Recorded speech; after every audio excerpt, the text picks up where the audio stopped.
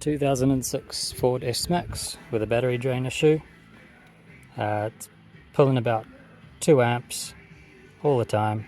It goes up and down 1.5, 2.5 amps for no reason. None of the usual problems, but chased the current down to the last fuse here. This one here. So this is for the rear junction box. So I pulled all the fuses that feeds off the rear junction box, but it was still draining.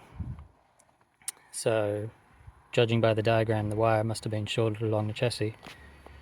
Didn't realise how much work it would be to find it though. So we come around, we've got the glove box and everything out, and this is where it comes through here. These are the 2 live feeds for the rear junction box. Current drain went when I unplugged that, so at least I knew there wasn't a short underneath the battery case, which is happens sometimes on these because the battery is so recessed in the engine bay. And we followed it down, started seeing some moisture. Had to take the seats out.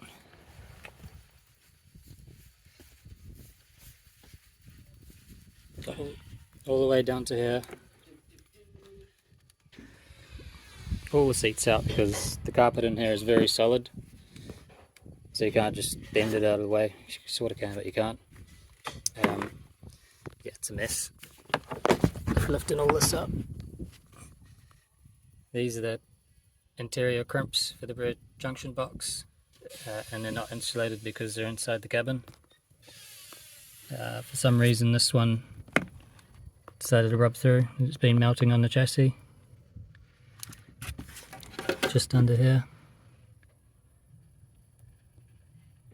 So ideally it could be taped off, but I'm just going to re-crimp the whole thing. And it should be good to go.